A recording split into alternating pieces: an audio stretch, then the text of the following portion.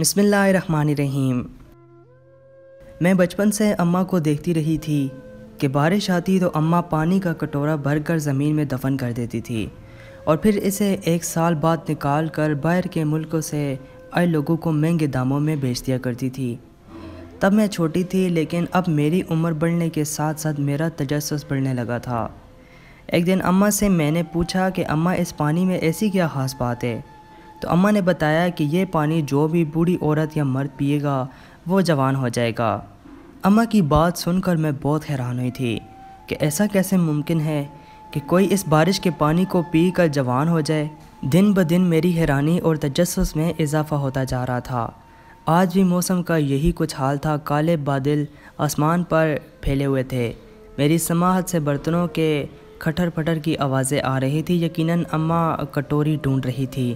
برتنوں کی آوازیں میرے کام میں خلل ڈال رہی تھی۔ میں کتابیں بند کرتی اٹھی اور کمرے سے باہر آ گئی۔ اماں کیوں شور کر رہی ہیں آپ؟ میں نے ہاتھ کمر پر رکھتے ہوئے کہا تو اماں نے اپنا کام چھوڑ کر میری طرف دیکھا اور بولی کہ مجھے وہ کٹوری نہیں مل رہی جس سے میں پانی ڈال کر رکھنا چاہتی ہوں۔ او اماں، تو کسی اور میں ڈال کر رکھ لینا۔ کتنے برتن ہیں باورچی خانے میں؟ میں نے برتنوں کی ریک پر اماں کی توجہ مبذول کروانا چاہی، لیکن اماں کو تو وہی کٹوری چاہیے تھی۔ میں نے شور کو جلدی ختم کرنے کے لیے اماں کی مدد کرنے کا سوچا اور خود بھی کٹوری کی تلاش میں لگ گئی۔ کٹوری ڈھونڈ کر میں نے اماں کو دی اور دوبارہ سے کمرے میں آ کر بیٹھ گئی۔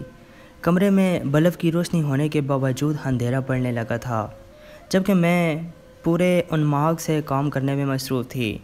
کھڑکیاں کھلی پڑی تھیں جن میں سے ہوا کے ساتھ ساتھ مٹی بھی اڑ رہی تھی۔ میں بار بار مٹی کو کپڑوں سے جھاڑتے ہوئے کام کر رہی تھی۔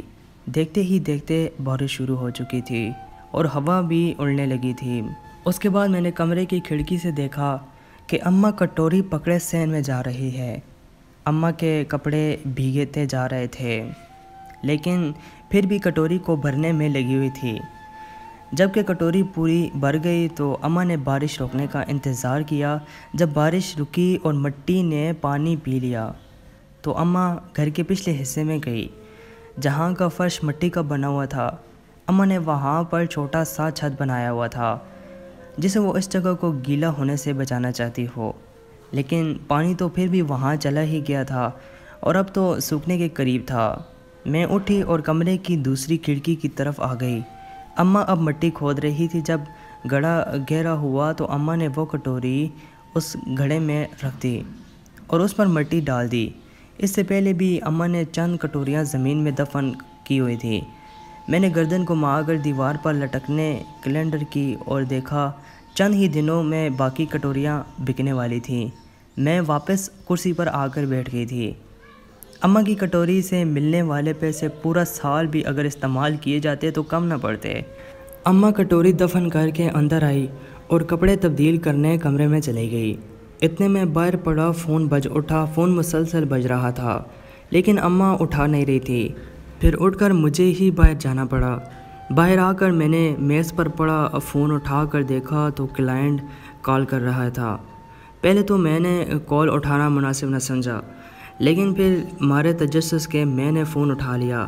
دوسری طرف ایک شخص انگریزی زبان میں کچھ کہہ رہا تھا جسے میں نے بمشکل سمجھنے کی کوشش کی۔ اماں نے فوراً فون میرے ہاتھ سے جھپٹا اور بند کر دیا۔ اس اچانک ہونے والے حملے سے میں ایک دم بکلا گئی تھی اور اماں کو دیکھتا اماں پوری آنکھیں کھولے مجھے یوں دیکھ رہی تھی جیسے ابھی سالم نکل جائے گی۔ کتنی بار کہا ہے کہ میرا فون مت پکڑا کرو، اماں نے سختی سے مجھے بولا تھا۔ اماں وہ کب سے فون بج رہا تھا اس لیے اٹھا لیا، میں نے بے چارگی سے کہا اور کمرے میں چلی گئی۔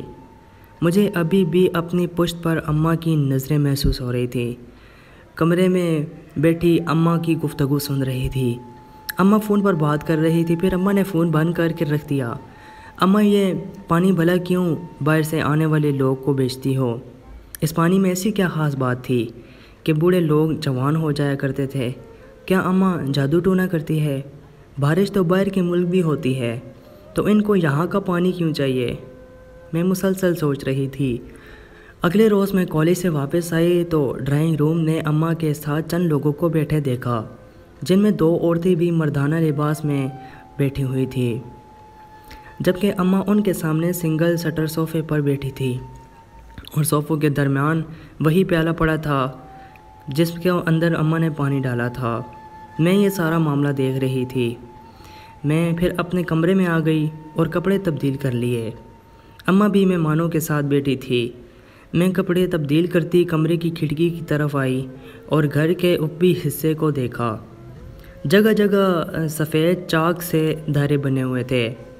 میں دائروں پر نظریں جمائے کھڑی تھی۔ کمرے کے بند دروازے کے باہر سے مجھے بوٹوں کی آوازیں آ رہی تھی۔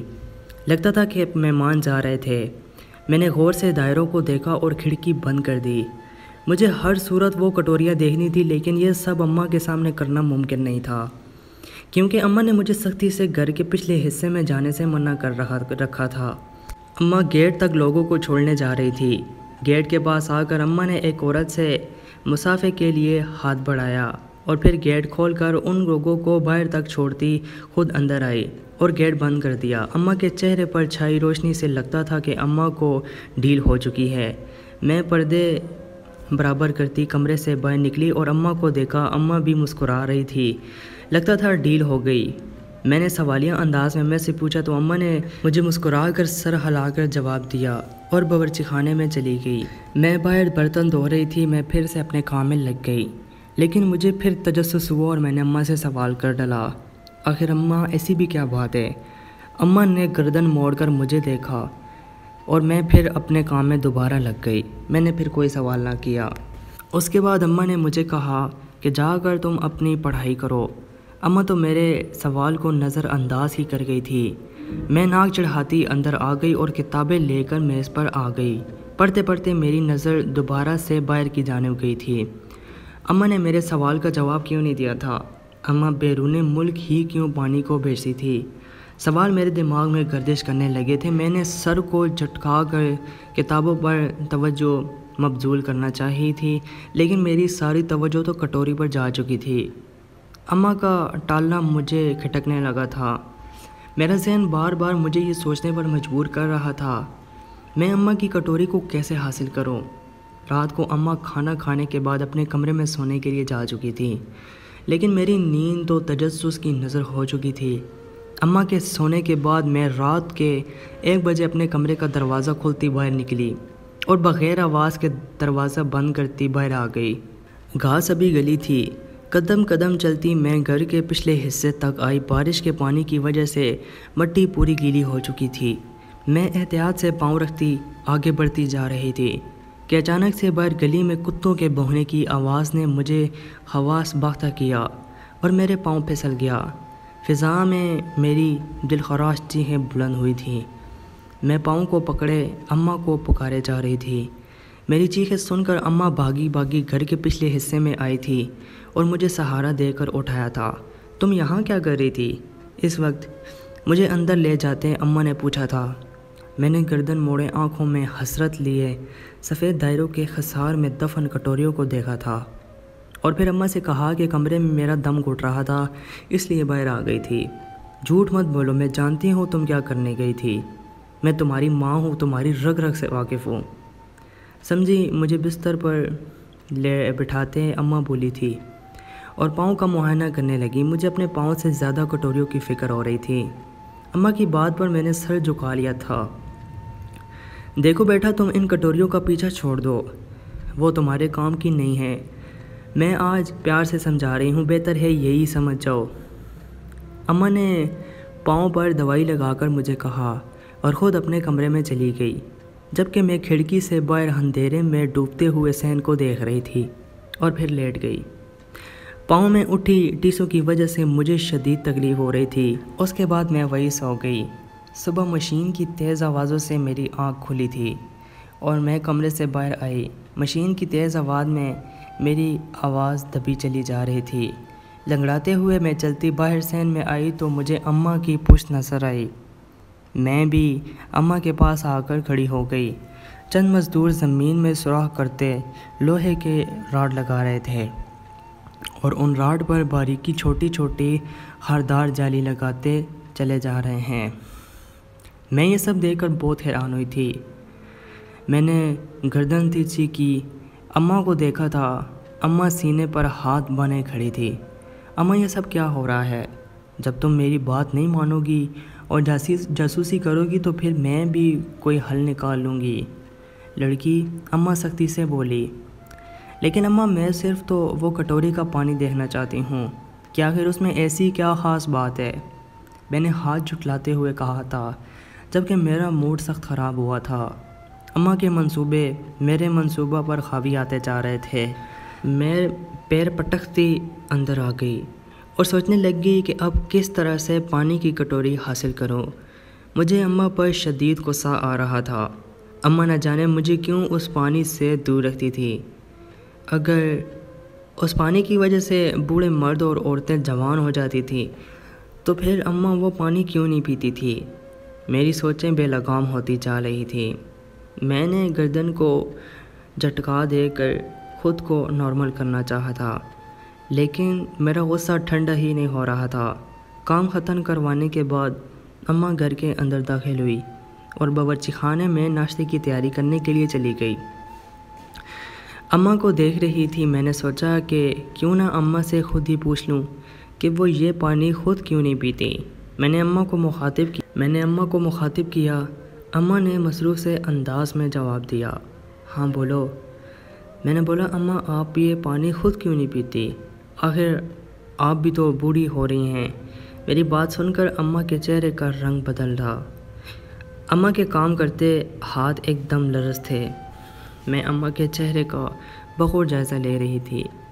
میں نے دیکھا کہ اماں نے بے تاثر نگاہیں اٹھا کر مجھے دیکھا اور ٹھنڈے انداز میں کہا، ہر جگہ اپنی عقل کا استعمال مت کیا کرو۔ میں نے اماں کا یہ انداز پہلی بار دیکھا تھا۔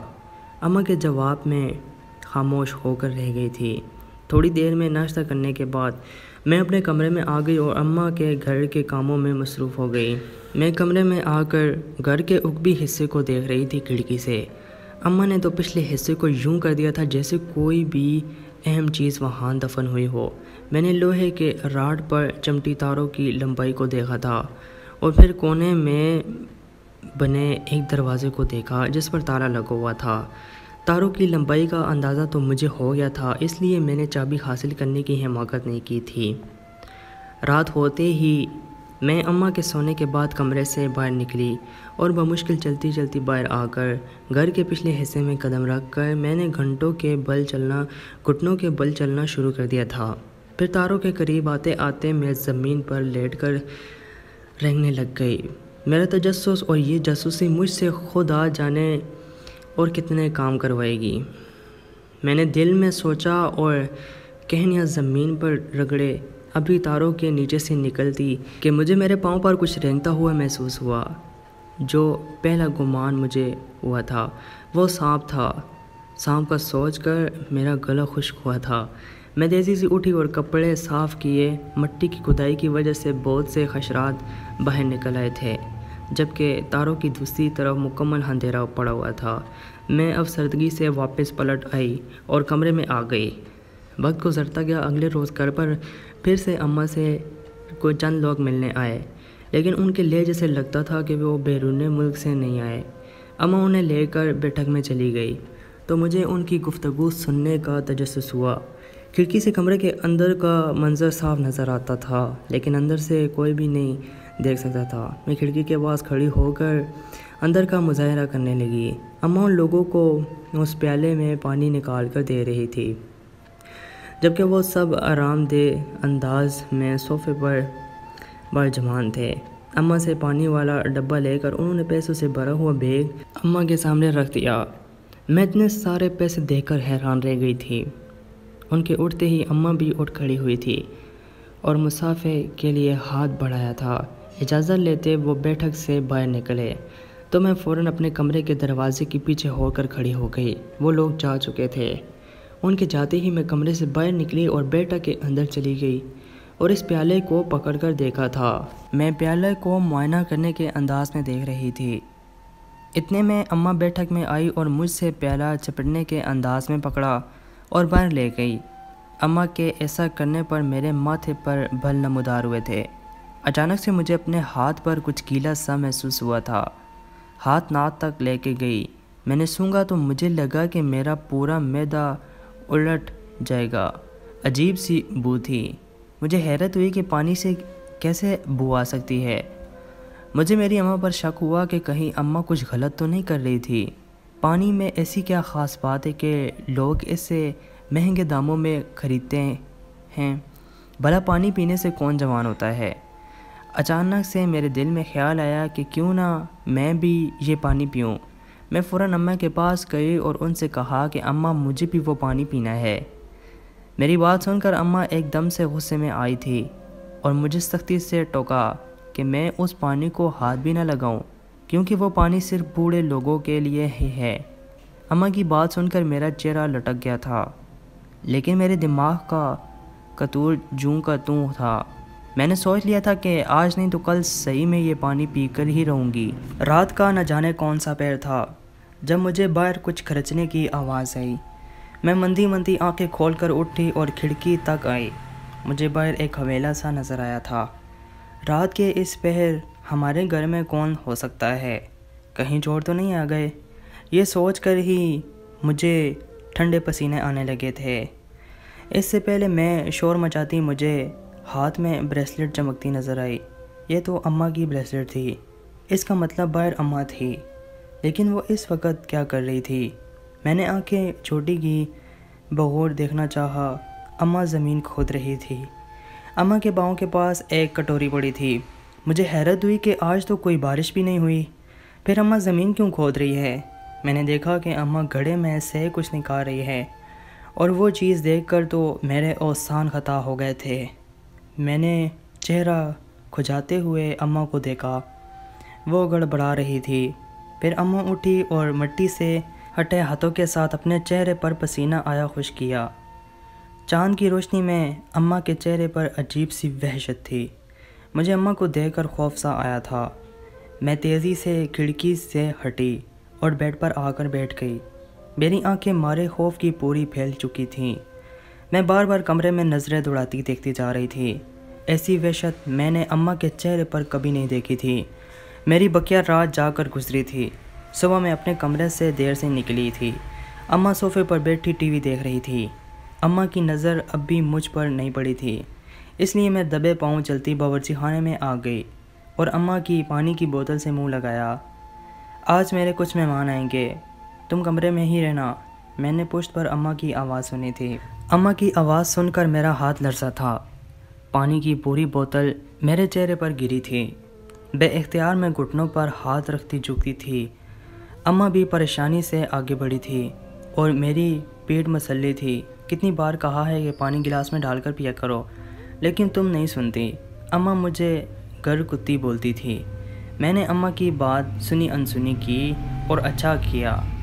کب آئیں گے آپ کے مہمان؟ تو اماں نے کہا کہ دوپہر میں آ جائیں گے۔ میں مثبت انداز میں سر ہلاتی کمرے میں چلی گئی۔ دوپہر میں اماں کے بیرون ملک سے مہمان آئے تو اماں ان کے ساتھ بیٹھک میں جا کر بیٹھ گئی۔ میں چپکے سے اپنے کمرے سے باہر نکلی اور اماں کے کمرے میں آ کر اندر سے لاک لگا لیا۔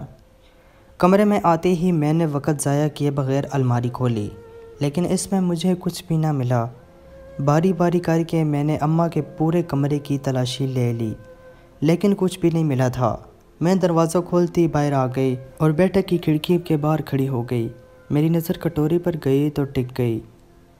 وہ وہی کٹوری تھی جو میں نے رات کو اماں کے پاس دیکھی تھی۔ میں جلدی سے کمرے میں آئی اور کیلنڈر کھول کر دیکھا۔ ابھی ایک کٹوری زمین کے اندر دفن تھی۔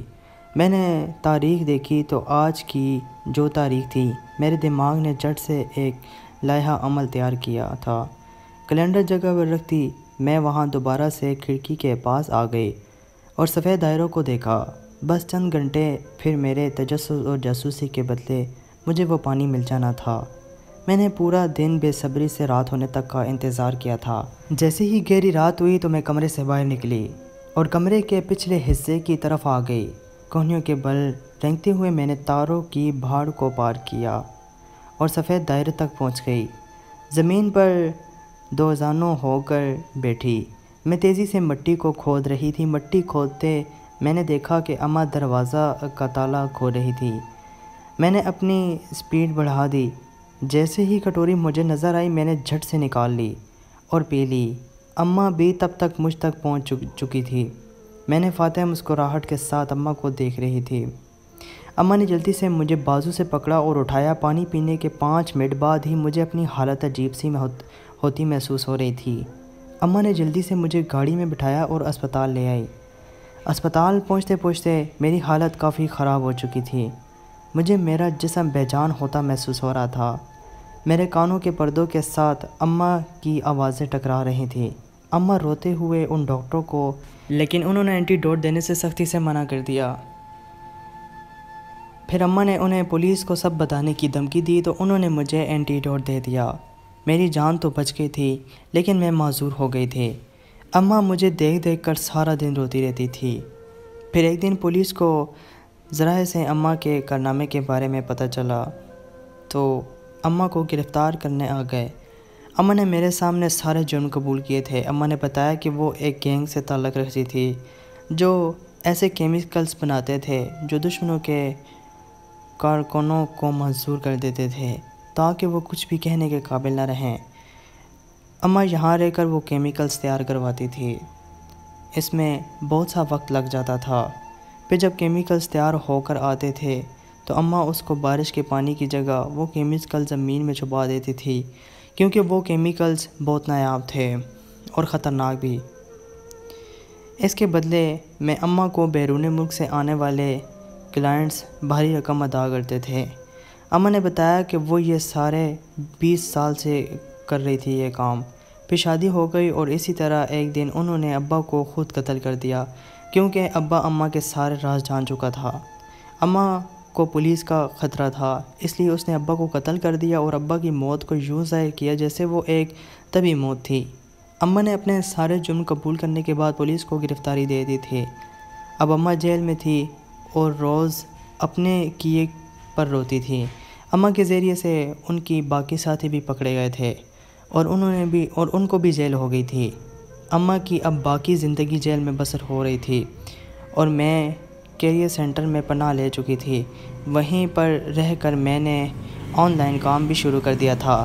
اگر میں شادی کا خیال بھی اپنے دل میں لے کے آتی تو یہ سوچ لیتی کہ ایک غدار ماں کی معذور بیٹی سے کون شادی کرے گا۔ اس لیے میں نے اپنے دل و دماغ سے شادی کا خیال بھی نکال دیا تھا اور خود ہی اکیلے زندگی جینے کا فیصلہ کر لیا تھا۔ کیا میری ماں نے جو بھی کیا وہ ٹھیک تھا؟ آپ کے خیال میں میری ماں نے کیا تھا جو بھی مجھے اس کی سزا ملی تھی یا یہ سب ہونا میری تقدیر میں لکھا تھا؟ دوستوں مزید اچھی کہانیاں سننے کے لیے محمد اسماعیل وائس چینل کو ضرور سبسکرائب کریں اور ساتھ میں دیے گئے بیل پر کلک کریں۔